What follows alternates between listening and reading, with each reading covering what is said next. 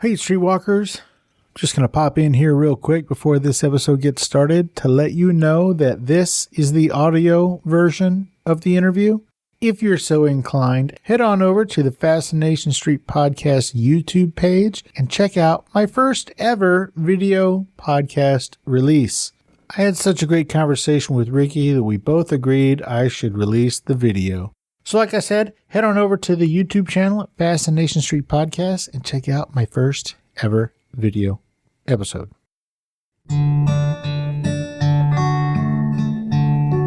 Hi, this is Richard Kinky Friedman, and you are listening to the podcast Fascination Street.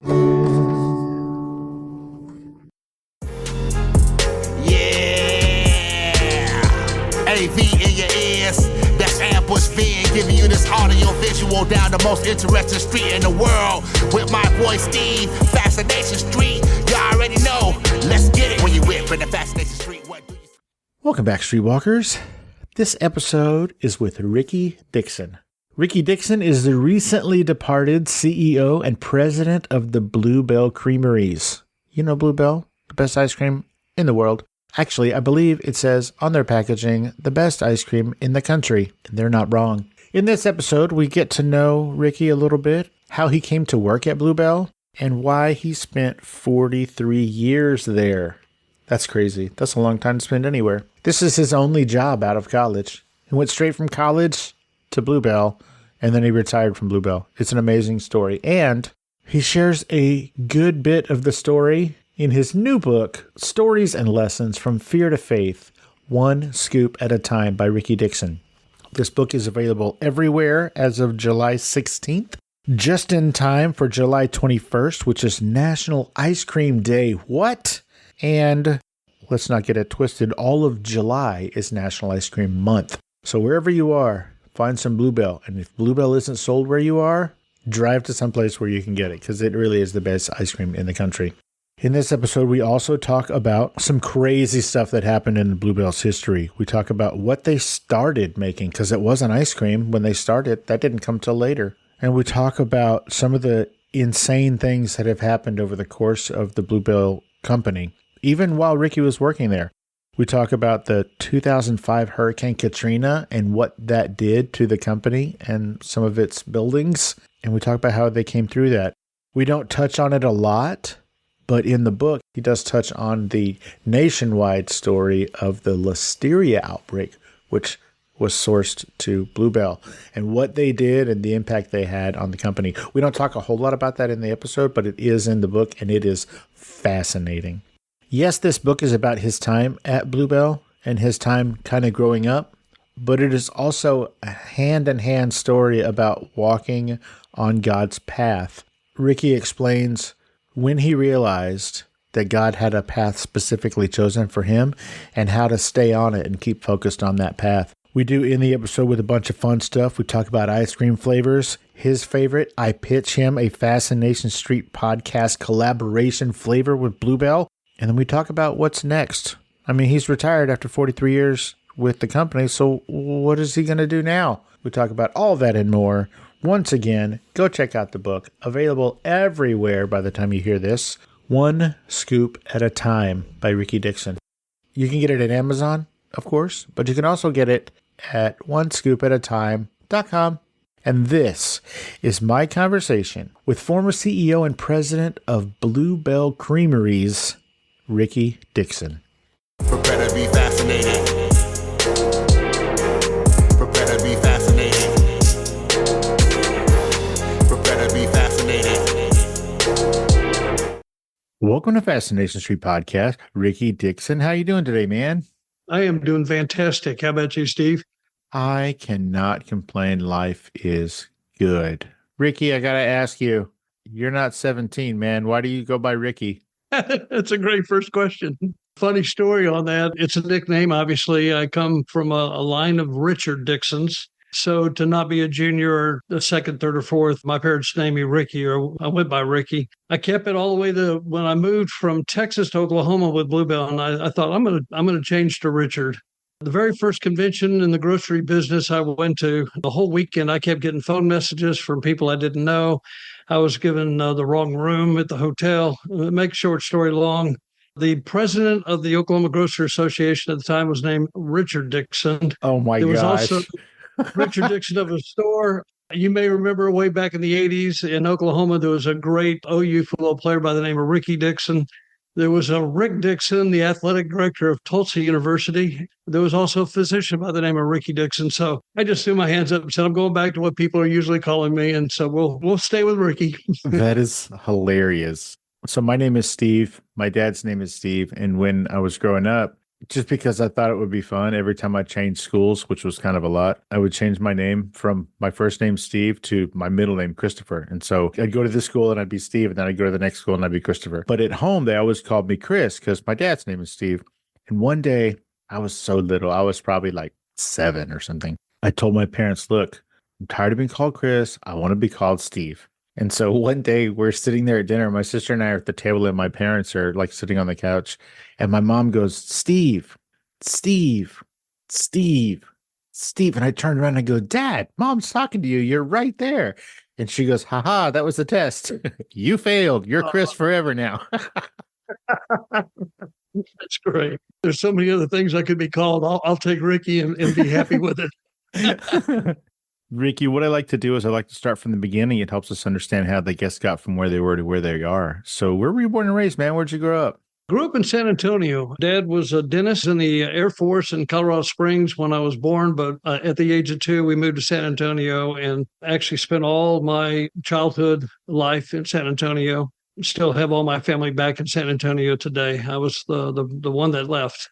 Me too. Born and raised San Antonio, Texas. Is that right? Yeah, that's me. Oh, Yeah. okay. Where'd you go to high school? I went to Clark, Clark? Okay. I went to Holmes. and then I moved to the Shirts area. So I went to Clemens for a little while. And my dad was in the military, and, you know, especially back then, everybody came through Lackland. So that's where we stayed. So you were born and raised in San Antonio. Your dad was a dentist. Yes. Dad, grandfather, and great-grandfather. Well, that begs the question. Yeah. I can't stand the sight of blood. And so therefore I decided to go the other way. I'll get into the sweet business and just help the profession out in a different way. I was going to say, you know, a lot of people, when they rebel against their parents, you know, they do something crazy, like they'll drop out of school or something bizarre, something just crazy. But you said, you know what? I'm just going to go completely antithetical to dentistry, and I'm going to sweeten everybody the heck up. There we go. There we go. Okay, so really, what was the plan? I know that you went to Baylor, and from what I could tell from the book, ladies and gentlemen, the book, One Scoop at a Time by Ricky Dickson, the former CEO and president of the Bluebell Creameries. It comes out on July 16th, just in time for National Ice Cream Month. How cool is that? Yes. And National Ice Cream Day is that following Sunday. So we're going to hit it all about the same time. And you don't have to just stop at one scoop, and you do it one scoop at a time. So, well, that's how they put it on. I've seen kids lick all 4 scoops at the same time. So that's how they put it on, one scoop that's at a time. true. So what was the plan? I know you went to Baylor, but for what? What did you want to be when you grew up? Really a great question. And in the beginning of the book itself, I say in the book that at the time I was last couple of years in high school, I was dating a girl. She was a year behind me. And so I actually transferred to McMurray College my freshman year to finish out what I would call a very lackluster track. I ran the 1.5 mile, and I was not fast enough for the Southwest Conference. So I went there for a year. The bottom line is she had a passion for Baylor, and I had a passion for her. And so as soon as she decided to go to Baylor, that was where I was headed myself. And ironically, I didn't necessarily have a plan.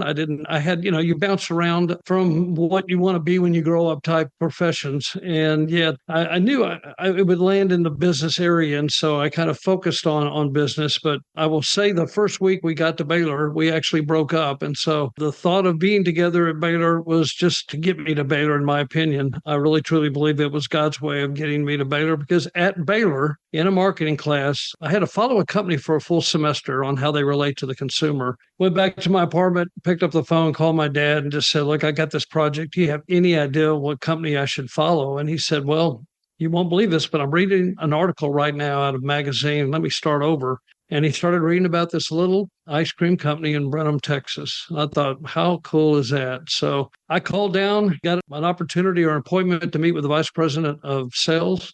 and got all my research and wrote the paper. But it was while I was at Bluebell, I saw something. I don't, it's hard to put a handle on it, but there was a culture that I just was really taken by.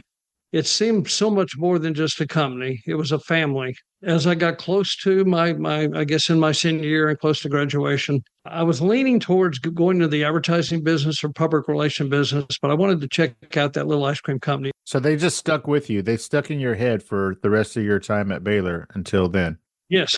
And that was based on that. You just walked in and, well, you didn't just walk in, but you interviewed, was it the vice president of the company at the time? You just sat and talked to him for a while? And then the president walked in or something? Yes, that's exactly right. I'm sitting there talking to the vice president, and the president walks in, sits down, kind of looks at me. Who are you? And why are you here? And what do you do for fun? And what kind of car do you drive? And all the fun questions. And I'm thinking, this is kind of surreal. How in the world, did I get here with these two people? And yet, again, it's hard to put my hand on, but there was just an unbelievable culture. I had never worked before. I was still in college. When I say that, I'd done jobs, but not full time. And so I was so thankful that I called them back and that they remembered me and had me come back for an interview. Okay, so fast forward to you're about to graduate, and then you pick up the phone and you say, hey, do you remember me? That's right. I called and said it was about a year and a half, 2 years ago. I came and did a paper, and I don't know what I'd be applying for, but I'd love to come back and possibly interview for a position with a company. And I'll never forget. He said, well, can you be here tomorrow? And I said, absolutely, I'll be here tomorrow. We were right at the end of the semester. It was in May. I didn't graduate till December of 80. I was getting out a semester early. So I thought I was really early in looking for the career, but I thought, why not call them? And being summer and ice cream, I thought that just made sense. And so I got in the car, drove down and went through the interview process. And then about a month later, they called back and said, you have a job. You can either go to Dallas or you can go to Houston. You get to pick. We'd love to have you join the team. And so, boy, you're talking about making the last semester fun, knowing that you have a place to go. Yeah, no kidding. And not only that, a place to go that you get to eat all the ice cream at work you want to. Okay, so you got hired as what? Just a sales rep?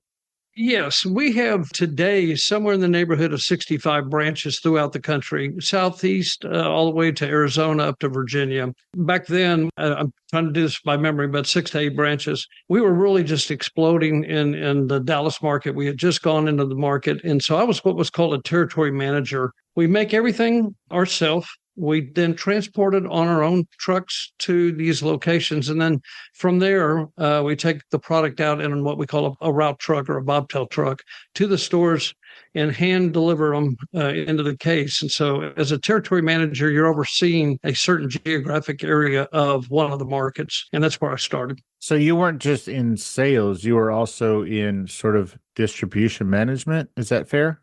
Yes, no, that's exactly right. It was a combination of making sure that the product selection of the flavors that were provided in the space that was given was the right mix, because certain geographic areas or certain demographic areas actually can shift tastes. So certain flavors in one area may not sell as much as another. The driver salesman that's out there making the deliveries knows that better than any, because that's how he does his sales and makes his commission. But you're overseeing that just to make sure that that's working. So from a distribution side, yes. And then you're trying to obviously get more space and work promotions and new items that might be available, get those items worked into the stores. That makes sense. You mentioned sales and commission. Just real quick, I had this question pop into my head. Since it was your dad who basically turned you on to the idea of Bluebell in the first place, did he get a commission on every one of your paychecks for 43 years? Oh, he got my love. And I always made sure I took him ice cream when I went to visit. Let's say it that way. Yeah, I bet you did. Yeah. Okay, ladies and gentlemen, for those around the world who may not be aware, Bluebell Creameries is the pinnacle of ice cream.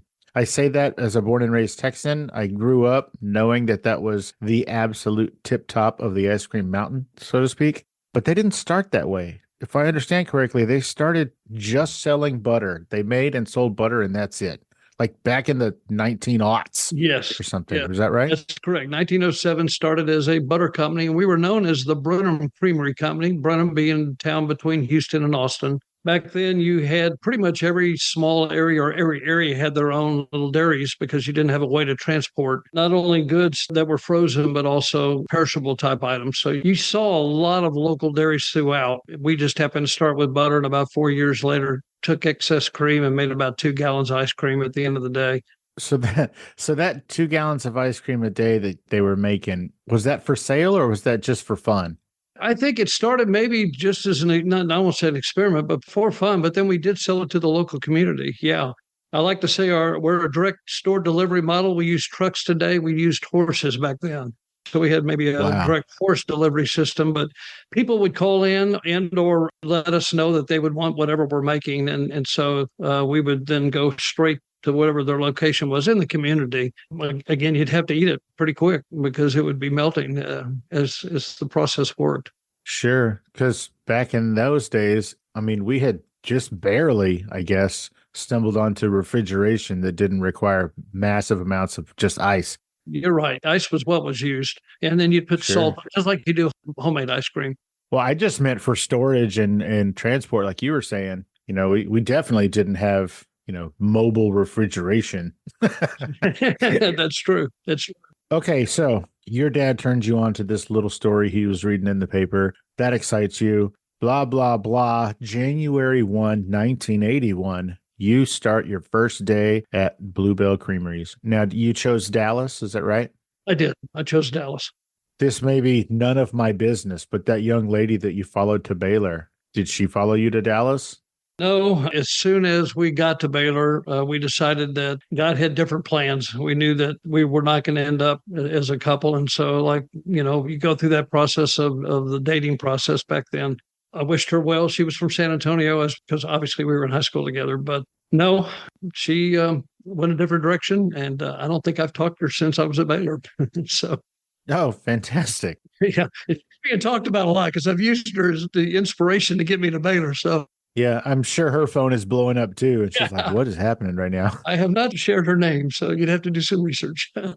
So you're in Dallas. You start this job. You're so excited. You can barely keep it all in you. How did it go your first few days? Was it everything you expected? Was it more than you thought? Because when you get out of college, yeah, you're eager and you're excited, but starting your first real job is still a monumental task. So how were those first few days, few weeks? Absolutely. And I will say the very first 2 weeks that I started with the company, I actually was in Brenham, Texas training. And what was so beautiful about that or so neat about it is part of that is you spent every morning with the president of the company. So you'd spend 15 to 20 minutes. It was his way to get to know you and your ability to get to know him. And so, and again, start learning the culture of what made the company what it is. We did everything from not just learning how to sell, but we also worked in production. We worked on the production line. That's for another book, I'll tell you. We had more fun, but at the same time, I think the packagers and the operators look forward to the new guys coming in, new gals I'm coming in. sure they do. There was a little bit of ice cream that maybe hit the floor that you had to clean up, but I say that in a fun way because it was the best way to learn. We went out on routes. To me, what I loved about that is I've always believed in servant leadership. And so if you're going to step into a role right out of college and you're going to start managing 4 or 5 individuals that have already been there, in some cases, twice your age, there's going to be some resistance or possibly resentment that you've taken a position they possibly could have. And so I made it kind of a mission to step in to work beside and not above, to learn beside and really kind of reinforce what was happening because I didn't know everything. And still, 43 years being with Bluebell, I was learning to the day I walked out and still learning. I mean, it's something you don't just stop learning. But it was a tremendous 2-week immersion into the company and into the business. When I went back up to Dallas, we were exploding up there. We had moved into the market in 78. So we'd been there a few years, but the major chain stores were now starting to promote the product, give us new space. It was all we could do to keep up with the sales and making sure the consumer was getting not just the product, but the quality of the product was staying consistent. So some of those moments, we need a bigger boat type experiences, but had a blast, and honestly, because I was single and I was working with 3 other gentlemen, we were all starting about the same time. It wasn't unusual to stay to 7, 8, 9 o'clock at night and really can't wait to come back the next morning because that was your family. And it was happening. You were just sensing the excitement. There's nothing better than to watch someone try a flavor of Bluebell, or more importantly, someone that gets a flavor that they swear we made it specifically for them. And to just see them light up when they eat it like I say, after 43 years and looking back, that has to be, some of the highlights of my career is just listening to the testimonials because, it's ice cream, but it's still a conduit to a better day. I mean, you could have a horrible day or you could have a fantastic day and you could end it both with a big bowl of Bluebell. And it takes you somewhere. Seeing that really kind of homed in on the responsibility to make sure that we were consistently doing that every time we made whatever flavor it is. So I gave you a roundabout answer on that, but I was having the time of my life and it was everything that I was hoping for. And while others in college were starting and stopping jobs, I found that I had landed in a place that I really could call home and really never looked back. That's beautiful.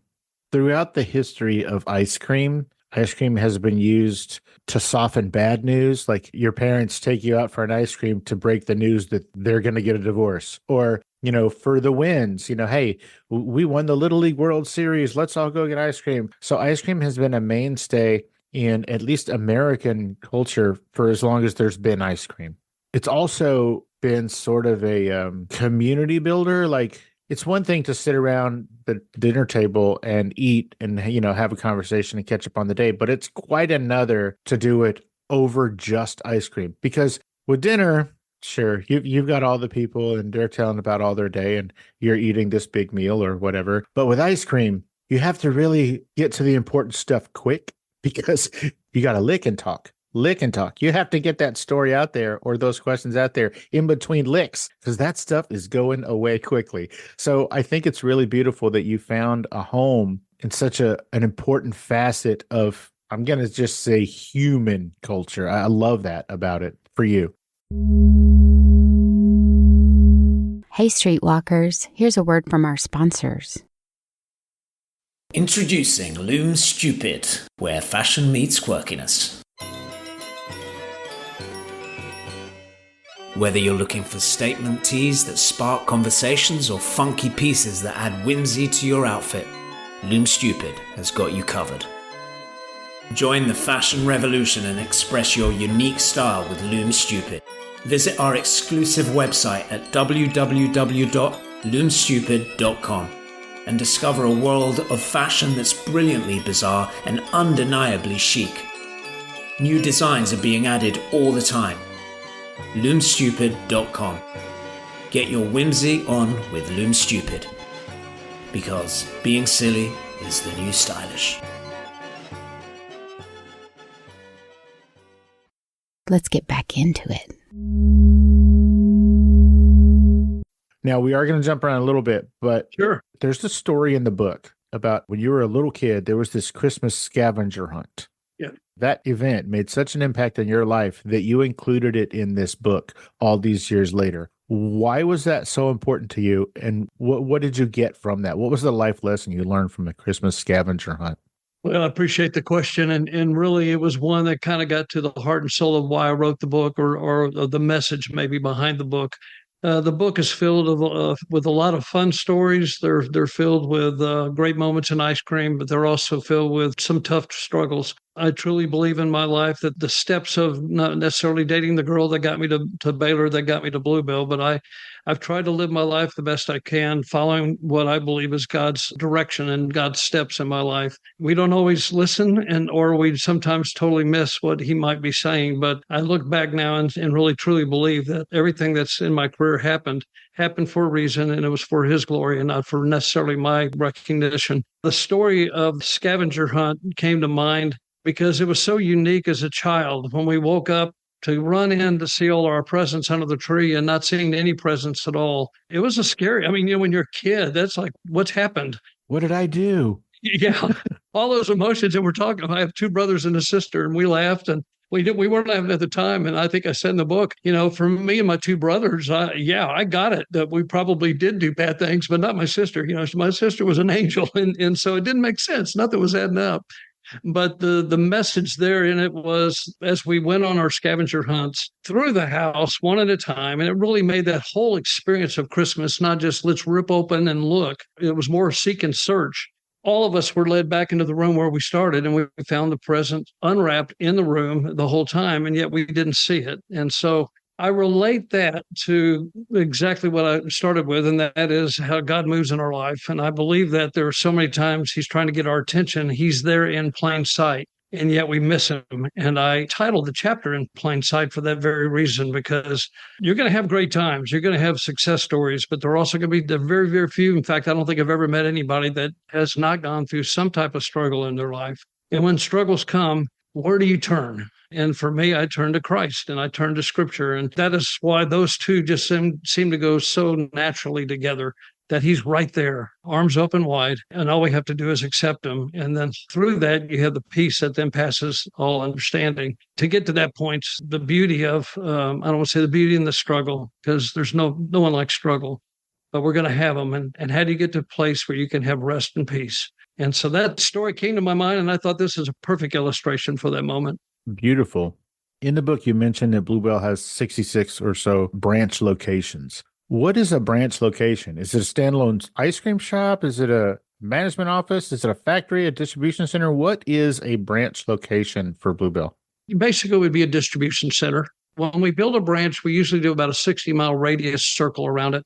In some markets, you have to take it as far out as 100 miles, 120 miles to be effective with your direct store delivery process. So as we grow and as we go into a new market, we will build what we call a branch. The branch would then go out and work the product into supermarkets, convenience stores, restaurants, any and everywhere you could possibly sell ice cream. It's then managed from that location. So you have a branch manager, a sales team, a shipping team to make sure the product's ordered correctly and loaded correctly, and then an office staff that runs the paperwork part. So they're like individual little, I don't call individual companies, but individual little depots to make sure that the product's handled correctly. All then centered back to one of our three plants. We have the main plant in Brenham, Texas, one in Oklahoma, and then one in Alabama. Gotcha. So those plants, those are the creameries. That's where the gold gets made. That's correct. That's right. So it all started in Brenham, Texas, like we talked about. Many, many years ago, my wife and I, we had made a move. And then when we were packing up our stuff, we were like, where did we get all this stuff? We have too much stuff. So let's stop getting each other stuff and let's just get each other experiences. And one of the things that we found was in the small town that my wife grew up in, Mississippi, Columbus, Mississippi, there was a local cemetery. That's where, you know, members of her family were buried there. And it has a famous story of how that's where Memorial Day started, was at that cemetery. And so it's a very, this sounds weird, but it was a very popular place in Mississippi at the time. And one of the headstones was this big, beautiful carved marble angel. It's an angel who's crying. She's draped over a headstone. She's crying, and it's called the Angel of Grief. Now, the reason that it has a name is because there's a whole story behind it. Back in the 18 whatevers, like up in the Boston area or whatever, there was a lawyer. He might have even been a legislator. I'm not sure. There was a lawyer named William Story, and, you know, he was getting tired of the lawyer life and the big city life of the 1700s or whatever it was, 1800s. And so he retired and moved him and his wife to Italy. And then he took up sculpting. She got sick and died. And he handcrafted her headstone as an angel of grief, an angel crying over a headstone, because that was the greatest depiction of sorrow and sadness that he could imagine. That headstone became so famous that as of right now, there's something like 95 replicas around the world. I bring all this up because part of the experience that we were giving each other every once in a while was we would go on these trips to go search out these headstones. They're beautiful. Every one of them is just a little bit different. There's just a little bit of an artist's interpretation. So they're all different. They're all unique, and they're all just beautiful. There's one in Brenham at a local cemetery in Brenham, Texas. My wife and I went there, and, you know, we took our son and his girlfriend at the time. He had gone away to follow a girl to Aggieland. Yeah, he had followed a girl to A&M. And so, you know, we kind of met up and we took them and we went on this, basically a scavenger hunt to go find this Angel of Grief statue. And it's beautiful. It's a very, very unique one. It's a lot different than the other ones. It was a really, really hot summer day and we were just melting. It was ridiculous. So do you know what we did? I'm sure you do. I hope I do. Yeah, you do. You're all, I sure hope I do, or this is a long story for nothing. No, it's a great story. We cooled off at the Brenham. I don't know what it is, but it's like a tourist center basically. You get to walk in, you get to have ice cream. They give you a little tour and you get air conditioning, and most importantly, you can get ice cream. Oh, and bathrooms. Bathrooms are pretty important when you're walking around a cemetery. And so that, even though it was, golly, that was probably 9 years ago, 10 years ago. And we've visited many, many, many of those replicas, but that story is one of my favorites because of how it ended. It ended my first time at the Bluebell Creamery. Oh, It ended with such a great, I mean, like I said, growing up in San Antonio, Bluebell is the pinnacle. And so to end that day, that scavenger hunt where I got to see my kid. I hadn't seen him in a while because he's away. And it was just a really, really wonderful way to end that visit and that trip and that excursion. So first of all, thank you. I appreciate you for keeping the company going long enough for me to get there. But it's those kinds of things that stick in your mind, and Bluebell is a part of that always. I mean, for over 100 years, Bluebell has been a part of that in somebody's lives. So thank you for that. And I wanted to share that story. That's a great, great story. Thank you. You are welcome.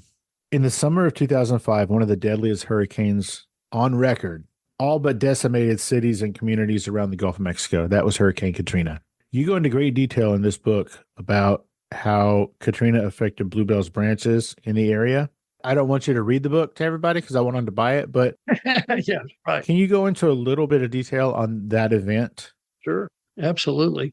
And what it did to Bluebell? It was an unusual time, and like all weather patterns, we were back in the 2004, 2005, I want to say even 2006, hurricanes were really popping up left and right. And when I say hurricanes, we usually have hurricanes every year, but major hurricanes that were hitting landfall. And with Bluebell being positioned all across from the southern tip of Texas all the way around to the southern tip of Florida and then all the way up the East Coast, there are multiple branch sites that house approximately anywhere from 500 to 700 pallets of ice cream that we use.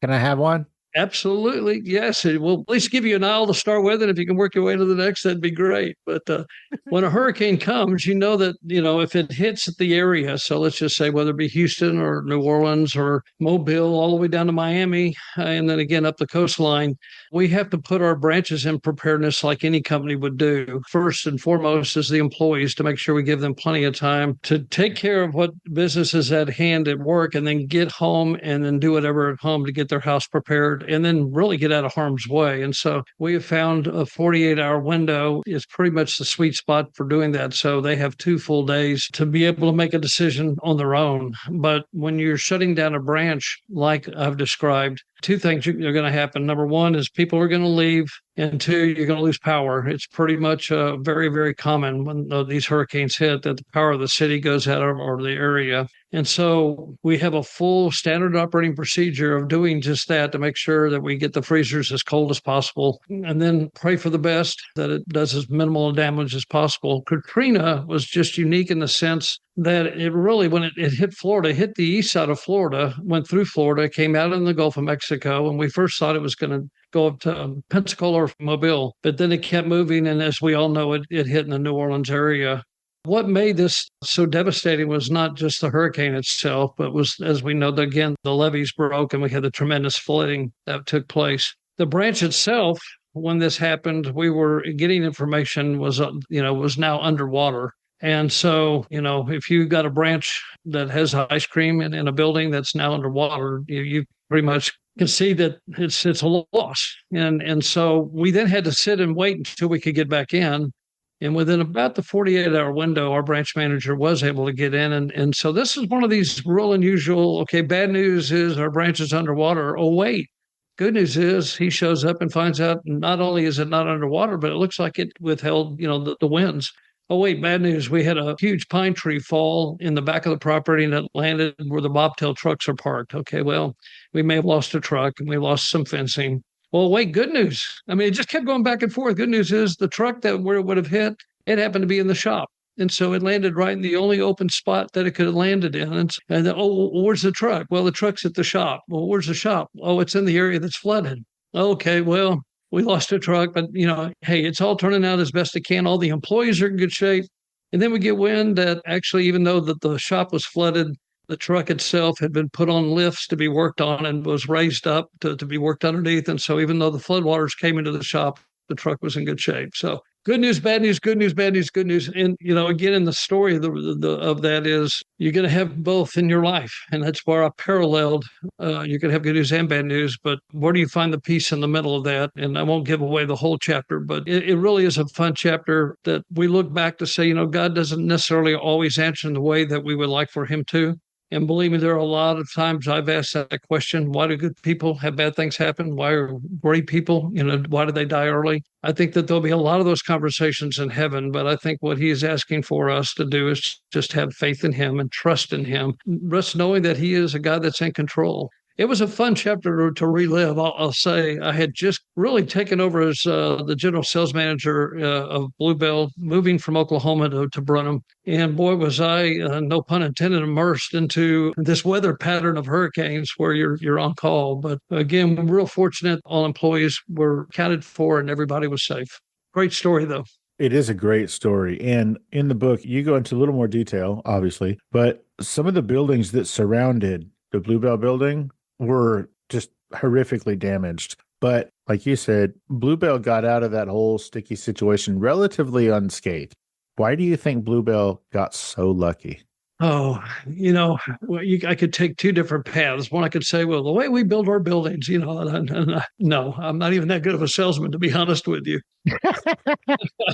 And I would also say the fact that it's just, why do tornadoes, when they come through, I'm back in Oklahoma now, and I don't understand how one house on one side of the street gets totally demolished and the other house doesn't have any, issues of any kind. Those are the unknown mysteries on why things happen the way they happen. I think on both accounts, though, we have to place again that trust. We count our blessings when it necessarily doesn't affect us. At the same time, we grieve with those that it does affect, and it pulls us as a community and as individuals and as Christians back together to be able to realize that, life is so short and every day is so important. I really can't explain it other than, at that particular time, we were extremely fortunate, and we thank God for that. Ricky, in the story that is your path through Bluebell and life in general, this book, once again, One Scoop at a Time by Ricky Dickson, available everywhere July 16th. And onescoopatatime.com right now on Amazon. So you can actually pre-order it. Onescoopatatime.com will give you a little bit more history about me and the company, but also a way to order it if you so choose to. Thank you for that. That was amazing. So in this story that is your path through Bluebell and life in general, you rely heavily on what you frequently refer to as God's plan for you. When did you first realize that God even had a plan for you, little old you? When did you realize that you were important to God? I appreciate, again, that question. I was very fortunate to grow up in a family, again, mother and father, that really taught at a young age that it was not just a matter of checking a box on a Sunday morning, but it was, how do you actually have a relationship with Jesus? And so that was so instilled in me that he wants more than just you to say and show up. He wants to talk and walk and be with you. And so that being in me, I knew in my heart that there was a plan. I will say that in high school and even in college, man, I was all over the board. I can tell you probably 20 different professions I thought he was calling me to. All over the board. And yet nothing seemed to bring that, call it a piece, but nothing seemed to fit other than when the opportunity with Bluebell came. I tell any new territory manager coming on, and as the president, I would meet with every territory manager when they first start, is make sure this is for you. Make sure you have the passion for what you're doing. And really in my prayer life prior to Bluebell, that was my prayer to God, is open the door you want me to walk through. But more importantly, put in me the passion to do it, what it is that you would want me to do, whatever that is. If you have a passion, man, I've met some great people that have an unbelievable passion doing things that personally would not bring me hardly any joy. And I don't want to say what positions those are, but I look and go, man, I'm so thankful they're not only there, but they have a heart and a passion to do what they do. And we need that because it takes the full team to make success actually happen. So with me and my walk with God, and I shared the book, there was a moment in time that I got caught up in what I would call looking for the promotion or thinking that a promotion was coming and stopped doing the things that I needed to be doing. When I moved from San Antonio to Oklahoma, I thought I was going to be taking over this new region, and I not knowingly drifted from maybe following his will for the right reason, but to following his will to accomplish or go after what I wanted. And there's nothing necessarily wrong with that if the two go hand in hand or if you keep it in the right perspective. But I drifted. I mean, there were things I was doing that I shouldn't have been. There were things I wasn't doing that I should have been. And when the moment came that I thought they were calling me in to promote me, I'll never forget, about a 45-minute discussion, one full handwritten page on one side and about half on the other of things that I needed to be working on or should be working on. And I remember going back to the hotel. We were at like a little retreat for all the management team. And I sat on the bed and I said, God, I don't understand. I came here. I thought this is why you wanted me here. I thought I was following your will. I thought this is where I was going to get promoted and move on. And about the time that came over me, whether it be God's, not audibly, but really I felt in my spirit, God saying, you're here for my will. You're not here for your promotion. You're not here for your pride. If you'll do the things I'm asking you to do, all that's going to take care of itself. But you should rest in what I'm asking you to do. I was upset. I'll be honest. I thought, this is crazy. I'm going to pack up. I'm moving back to Texas. That's where my whole family is. And this other side of me said, I mean, it was literally back and forth. If I just listen to what he is telling me and trust, and that's the beauty of it. That's what faith is you're trusting in something you can't see. I chose, luckily, the latter. And the next thing I knew, I'm now running an ice cream plant in Broken Arrow. I had left the sales force or the sales side. I'm thinking, I'm a marketing journalism major now running an ice cream plant. This is crazy.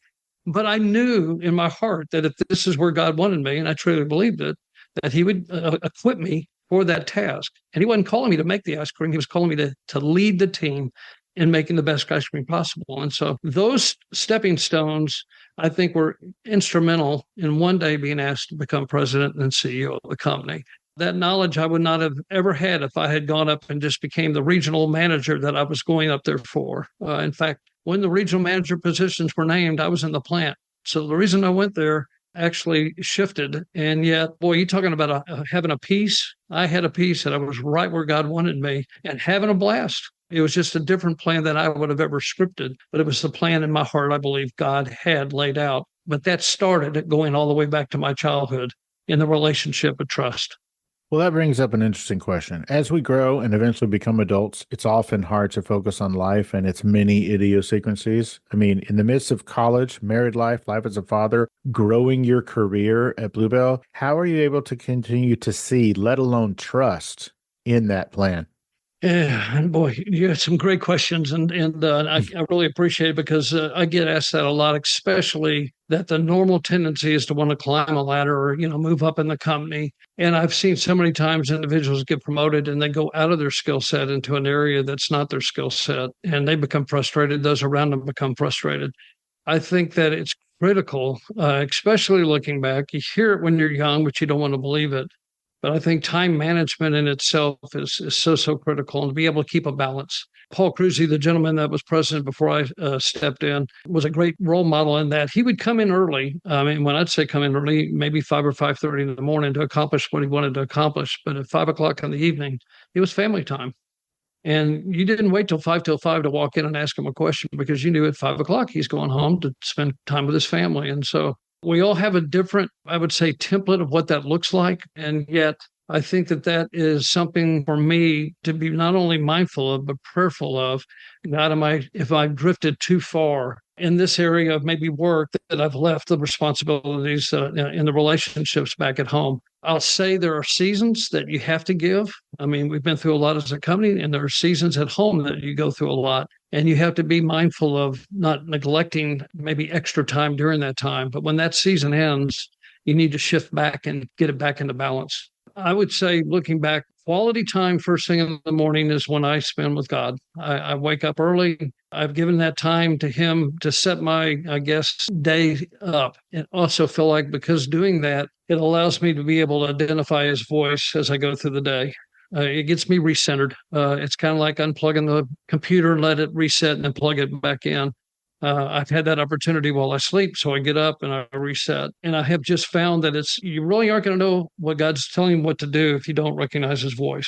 And so spending time, I go back to that relationship. The more you spend with him, the clearer that you understand that this is what he's asking you to do, therefore making it easier even when it's difficult. That's an excellent answer. Hey, Streetwalkers, here's a word from our sponsors.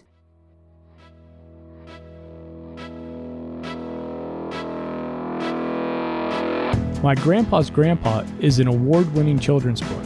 The story is that a grandfather, me, is tucking in Charlie, my grandson. Like all little children, he starts asking questions at bedtime. The questions he asks are about my grandfather. This book is a great way to think about how you can share stories of your family members with your children and grandchildren. You can order this book by going to Amazon or my website, cool-grandpa.us. If you purchase the book from my website, be sure to use the coupon code FS25 and save 25% on your order of my book, My Grandpa's Grandpa, from now until the end of the year.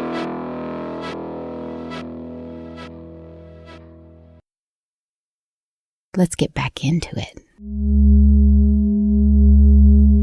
We have spent the last few minutes on some pretty heavy stuff. Okay. We're going to end on some pretty light and fun stuff. Are you ready? I am ready. What is the flavor of ice cream that is on the cover of this book? Well, that's a great question. That is our strawberry ice cream. A lot of people have asked why strawberry. It's an interesting cover from the standpoint that ice cream is what usually catches your attention. The title, One Scoop at a Time. But if you read the entire title, at the top it says Stories and Lessons from Fear to Faith, One Scoop at a Time.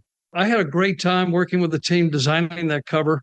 I didn't want the focus to be all about ice cream. So we shifted from cookies and cream or maybe Millennium Crunch or something with a lot of inclusions. I wanted it to be a flavor that you recognized. I wanted it to be more than maybe, say, a plain vanilla, although homemade vanilla is the heart and soul of our company. But we landed on it because of the contrast between the covers. It's all the dynamics that go into, why you would even pick the book up. But the heart and soul is Stories and Lessons from Fear to Faith, One Scoop at a Time, which will talk about my journey, but it also talks a lot about Bluebell and how ice cream's made and some great testimonial stories of how the product has impacted certain individuals' lives. A great question, though. Thank you.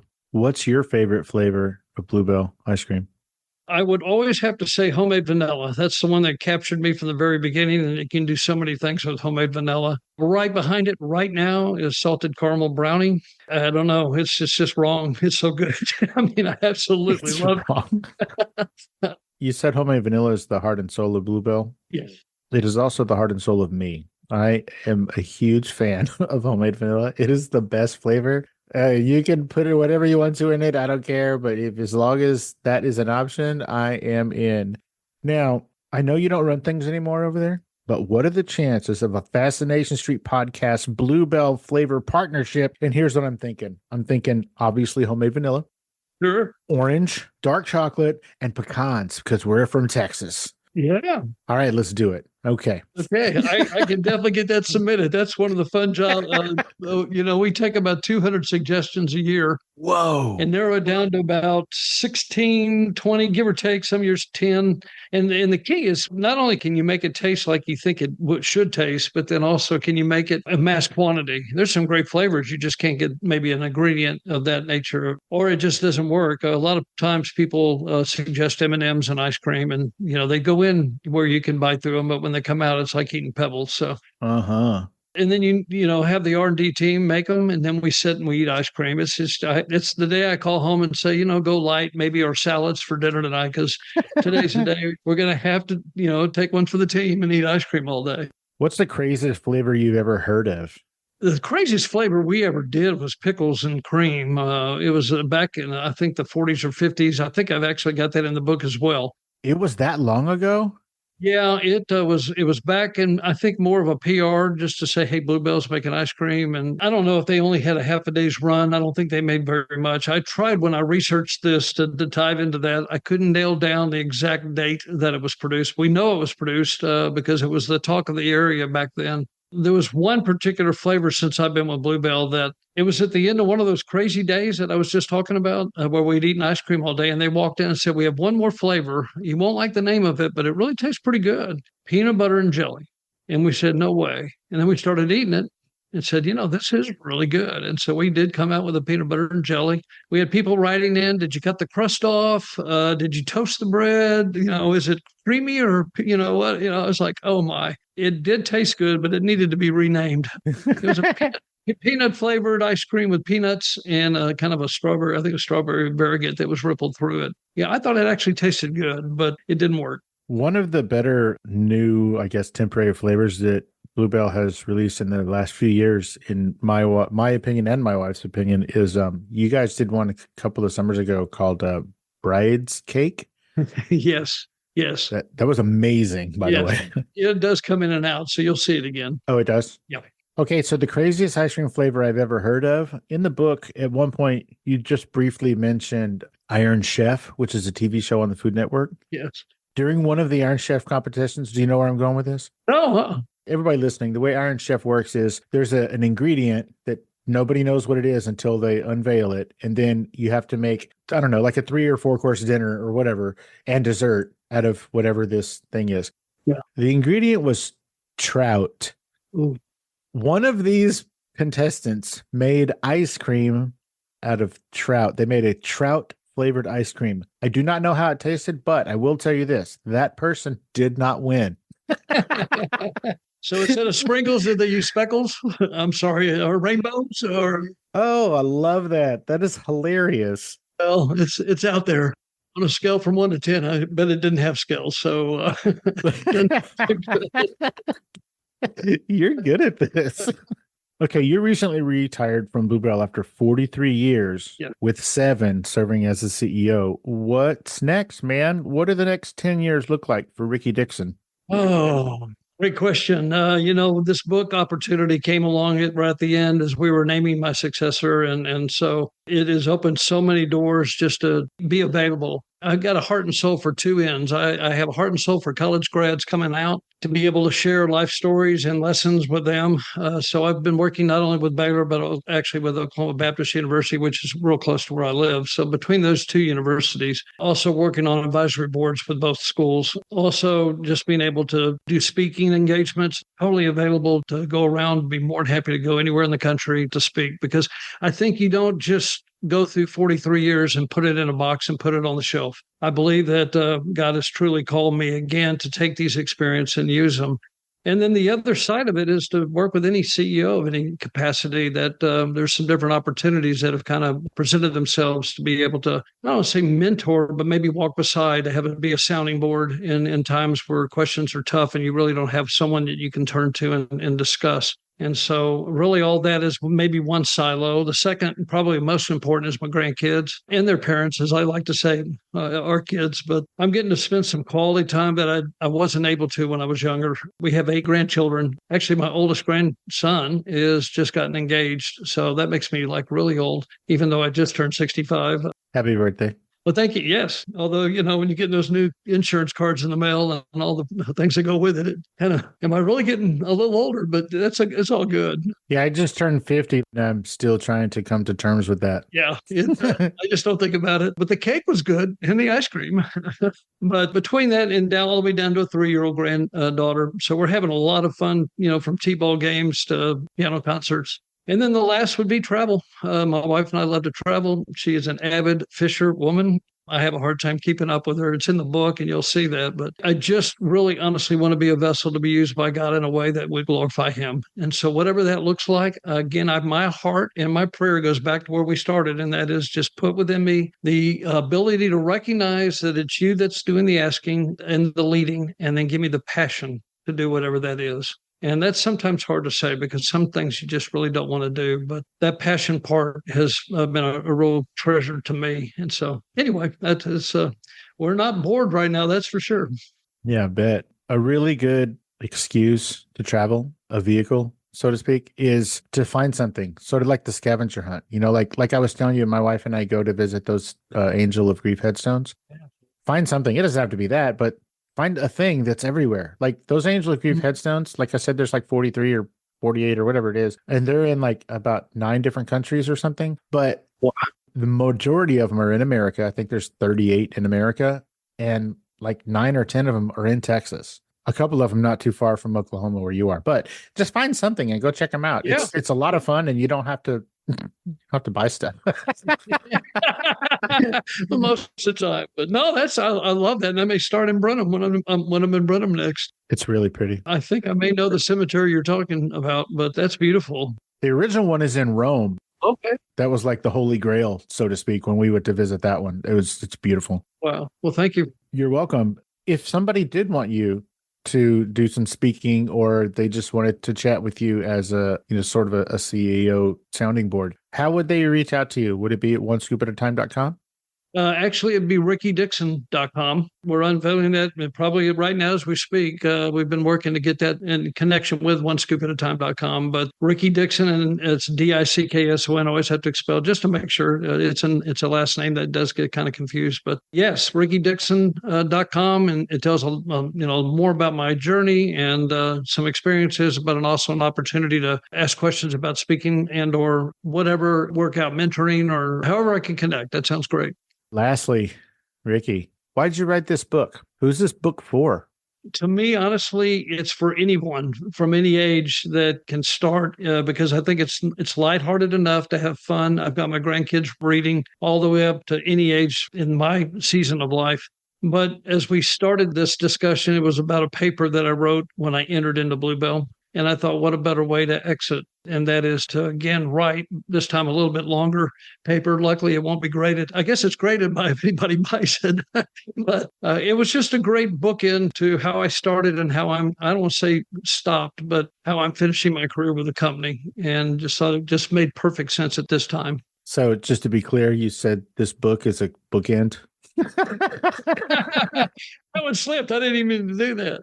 I just hilarious. want to, honestly want to give the message that you can find peace in the middle of the storm. And again, in my personal life and in our company, there are times that you're desperate, you're looking for that. And so if there's a heart and soul of the book, that would be it, searching and finding and knowing that you can find peace in the middle of the storm, and then a lot of ice cream all our way around it. Once again, ladies and gentlemen, Streetwalkers, the name of the book is Stories and Lessons from Fear to Faith, One Scoop at a Time by Ricky Dickson. It will be out July 16th everywhere, but right now it's available for pre-order at Amazon.com and more importantly, onescoopatatime.com. Now, in this book, I would encourage everybody to get it. Yes, it does talk about some of the things that we mentioned, but there's so much more we didn't talk about in this book. There's a huge national story in this book about the 2015 listeria outbreak that was sourced with Bluebell. He goes into all that detail. And I mean, just that story alone is worth the price of this book. Guys, check out this book. It is amazing. I can't recommend it enough.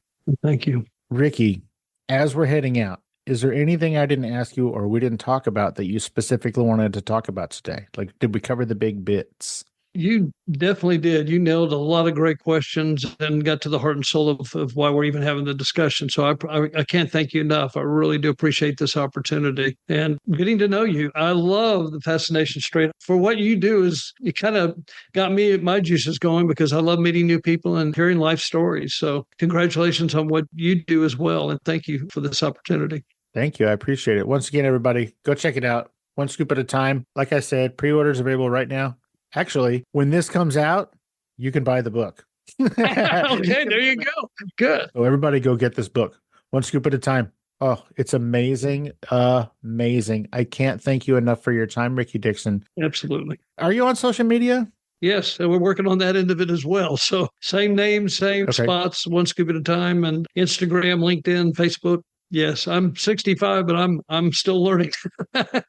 I'm expecting to go to TikTok and see you doing some crazy dances. Just kidding. Well, I don't know about dances, but we are having some fun talks and doing some fun things. Ice cream's fun. You got to have fun with ice cream. Ice cream is fun. And also, ladies and gentlemen, don't forget to look for that flavor, the Fascination Street podcast flavor of Bluebell ice cream, orange, vanilla, dark chocolate, pecans. It will take you away from Rocky Road all the way to Fascination Street. How's that? See, that's what I'm talking about. We're moving from roads to streets. Oh, one of the things that I really think is cool about the name of Bluebell, or the catchphrase, or whatever you call it, the tagline, is that it's the best ice cream in the country. And you explained why that's a double meaning in the book. And it never dawned on me in all of these years that was a double meaning, and I love it so much. Yeah, absolutely. It goes back to that culture and simple things of life. So thank you. I love it. Ricky, I've taken up enough of your time. Thank you so much. I really, really, really appreciate your time, and sitting and chatting with you was just amazing and wonderful. And I'm not kidding. Everybody go check out this book. It is a delight. Thank you, Steve. Ricky Dickson, thank you so much for taking the time out of your busy day and your hectic eating ice cream all day schedule to hang out and let us get to know you a little bit better on Fascination Street, man. I really appreciate it. You bet. Thank you, Steve, so much. Have a great rest of your week. All right. Take care. Bye-bye. Bye-bye.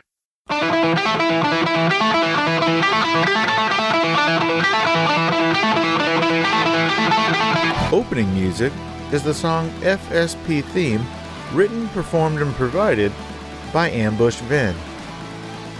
Closing music is from the song Say My Name off the 2021 album Underdog Anthems, used with permission from Jax Hollow. If you like the show, tell a friend. Subscribe and rate and review the show on iTunes and wherever else you download podcasts. Don't forget to subscribe to my YouTube channel. All the episodes are available there as well. Check me out on Vero at Fascination Street Pod and TikTok at Fascination Street Pod. And again, thanks for listening.